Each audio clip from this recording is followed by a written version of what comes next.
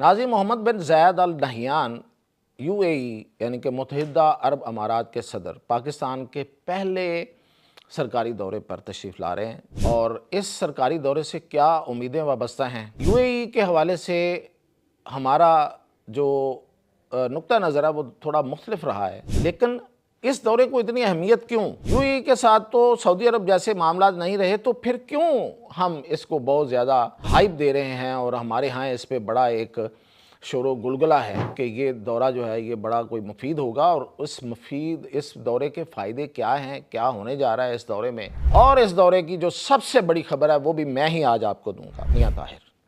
तो सबसे पहले तो MBZ मोहम्मद बिन ज़ायद अल नहयान ये पाकिस्तान के सरकारी दौरे पे पहली दफ़ा आए हैं। इससे पहले गैर सरकारी दौरा ये कर चुके हैं। रहीम यार ख़ान में ये आए थे शिकार की गर्ज से, तो उस वक्त भी वज़ीर आज़म पाकिस्तान और वज़ीर दाखिला मोहसिन नकवी और वज़ीर आला पंजाब मरीम नवाज़ वहाँ गई थी और उनसे मुलाकात हुई थी। लेकिन वो एक गैर सरकारी दौरा था, उनका ज़ाती दौरा था।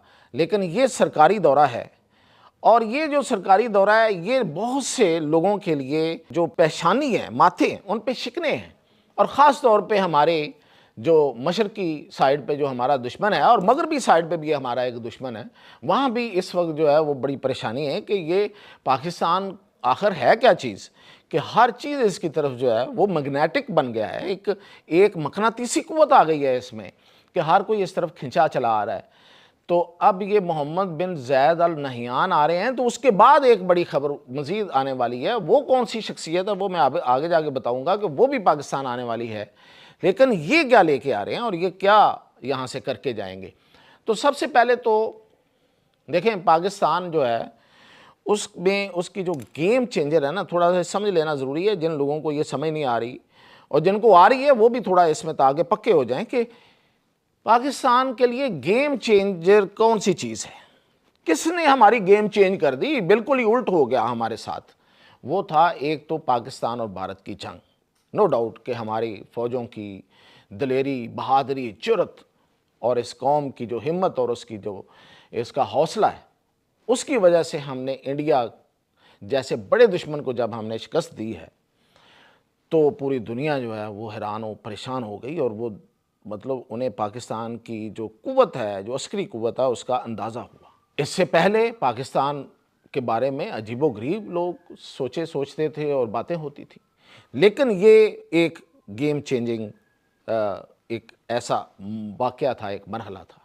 लेकिन दूसरी बड़ी बात मैं आपको बताने वाला हूँ जो लोगों को कम पता है, वो ये है कि पाकिस्तान में जो मादनी दौलत है, जो ज़ेरे ज़मीन दौलत है, वो बहुत ज़्यादा है। अब सवाल यहाँ पैदा होता है कि ये अब अचानक आई है? नहीं, ये हमेशा से थी।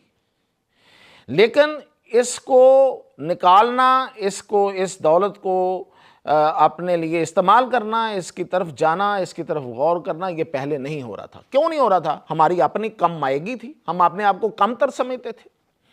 दुश्मन की और दुश्मनों की जो साजिशें हैं वो ज़्यादा थी और हम उसमें दबे हुए थे। हमारे अपने हौसले पस्त थे। लेकिन जब हमारी फ़ौजों ने और हमने हौसला दिखाया और हमारे हौसले बुलंद हुए, पूरी दुनिया को पता चल गया कि ये तो एक बहुत बड़ी ताकत है, फ़ौजी ताकत है, तो फिर हमें भी होश आया कि नहीं, हमारे पास तो दौलत भी है भाई। हमारे पास तो ज़ेरे ज़मीन, हमारे कदमों के नीचे इतनी दौलत है कि पूरी दुनिया में, देखें मैं पूरी दुनिया के मुकाबले में क्यों कहूँगा, इसकी जस्टिफिकेशन दूंगा कि पूरी दुनिया के से ज़्यादा है। क्यों? वैसे तो दुनिया में इससे कहीं बहुत ज़्यादा है। अगर सोने का हिसाब किया जाए तो शायद दुनिया में, अफ्रीका में सबसे ज़्यादा सोना होगा, या फिर तांबा है तो कहीं और होगा। ये जो नायाब ज़मीनी धातें हैं ये तो चाइना में बहुत ज़्यादा है। पाकिस्तान का क्यों डिफरेंट है? वो इसलिए मुनफरिद है कि पाकिस्तान को इस मिनरल की और इस जो जोग्राफियाई ज़बान में एलिफेंट कंट्री कहा जाता है। एलिफेंट कंट्री वो होता है जिसकी दौलत जो है वो अनटच होती है, जिसको अभी किसी ने छुआ ही नहीं, जो अभी किसी ने जिसको निकाला ही नहीं, दरियाफ्त हो गई। और ये हमारे इस पूरे जितना हमारा क़याम का वक्त है, क़याम पाकिस्तान से अब तक, उस वक्त से عالمی ادارے، عالمی ایجنسیاں، وہاں آنے والی لیبارٹریز، انہوں نے یہاں آ کے ساری ہمارے سیمپلز لے کے چیک کرتے رہے کہ یہاں کیا کیا ہے، لیکن نہ وہ ہمیں اجازت دیتے تھے نہ اس طرف آتے تھے۔ اب یہ ہے کہ اب ہماری طرف سارے آ رہے ہیں، تو اس لیے پاکستان اس دولت میں مالا مال ہے، سب سے آگے ہے، کیونکہ ابھی تک یہاں سے نکلی کوئی چیز نہیں ہے۔ اب یہاں تیل ہے، گیس ہے، یہاں پہ تمام وہ جو پوری دنیا کو دانتیں چاہیے یا سونا چاہیے یا تانبا چاہیے یا ہائی گریڈ لوہا چاہیے، وہ سب کچھ ہے۔ یہ ہے دوسری چیز۔ اور تیسری چیز یہ ہے کہ پاکستان نے اپنی سفارتکاری، اپنی محنت اور ایک یکجہتی کے ساتھ جس طرح سے پوری دنیا کی جو طاقتیں ہیں ان کے درمیان ایک بیلنسنگ پوزیشن بنائی ہے، یعنی کہ چائنا ہمارے ساتھ ہے۔ اب یہ پوری دنیا کو یہ بڑا کھل کے پیغام ہے، وہ پوری دنیا کو پتہ ہے کہ پاکستان اور چائنا لازم و ملزوم ہے۔ پاکستان کے لیے چائنا نے ہر وقت اور ہر طرح کی قربانی دینی ہے جب بھی اس کو ضرورت پاکستان کو پڑے گی۔ ایک تو اس طریقے سے ایک طاقت جو کہ ابھرتی ہوئی طاقت ہے، جو دنیا کی بڑی طاقت امریکہ کو ریپلیس کرنے والی ہے شاید، تو دنیا اس طرف دیکھ رہی ہے نا، دنیا تو اپنا مستقبل بھی دیکھتی ہے نا، کہ اگر چائنا نے اگلی طاقت بننا ہے تو پھر اس کا چہرہ جو ہے، اس کا جو فیس ہے وہ تو پاکستان ہے، تو پاکستان سے بناؤ پہلے۔ اور پھر ظاہر ہے مرحلہ واری ہوتا ہے نا، یکدم تو چائنا کی گود میں کوئی بھی جا کے بیٹھے گا، اور خاص طور پہ یو اے ای جیسے لوگ جو ہیں، جو کنٹریز ہیں جو ہمیشہ امریکہ کے الائی ہیں اور آج بھی ہیں اور بڑے پکے الائی ہیں، وہ کیسے ڈائریکٹری جا کے چائنا کے پاس بیٹھ جائیں؟ تو پہلے سٹاپ اوور پاکستان میں۔ تو یہ، اور پھر یہ کہ پاکستان نے صرف چائنا کے ساتھ ہی نہیں، امریکہ کو بھی ون کیا ہے، ٹرمپ کو تو ایسے جیسے جیب میں ڈال لیا۔ تو یہ ہیں اصل میں یہ ساری، تو اس لیے یہ میں نے بیک گراؤنڈ اس لیے سمجھایا کہ جو لوگ سمجھتے ہیں کہ یہ پتہ نہیں کیا ہے اور کیا ہم آپ کو کوئی رام کہانیاں بیان کرتے رہتے ہیں، ایسا نہیں ہے، حقیقتیں ہیں۔ اب میں آپ کو بتاتا ہوں کہ ایم بی زی محمد بن زید ال نہیان جو ہیں وہ پاکستان کے ساتھ اپریل پچھلے سال ایک ہمارے ایم او یوز ہوئے تھے 2-3، وہ ٹریڈ کے تھے، کلچر کے تھے، ان کو تو وہ حتمی شکل دیں گے ہی دیں گے، لیکن پاکستان کو اب وہ آ کے آفر کریں گے۔ میں آفر کا لفظ جان بوجھ کے میں نے استعمال کیا ہے، ہمارا دوست ہے، ہمارا سر کے تاج ہیں ہمارے سارے دوست، کہ ہمیں اس معاہدے میں شامل کر لیا جائے جو آپ نے سعودی عرب کے ساتھ کیا ہے۔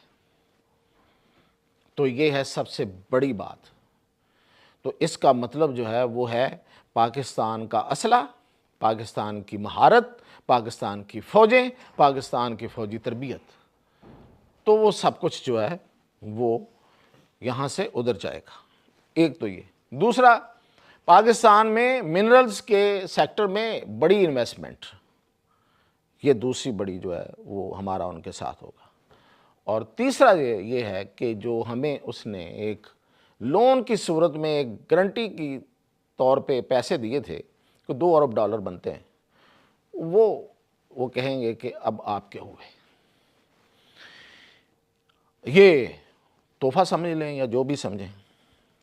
پھر یہ کہ ہماری جو مین پاور ہے وہ بہت زیادہ ہے یو اے ای میں، تو ان کے لیے آسانیاں، ان کے لیے جابس اور بہت کچھ آگے، اور پھر یہاں پہ وہ اپنی ٹریننگ سکولز بنائیں گے اور سب، تاکہ اس جو ہماری جو مین پاور ہے اس کو ٹرین کر کے وہ خود لے کے جائیں۔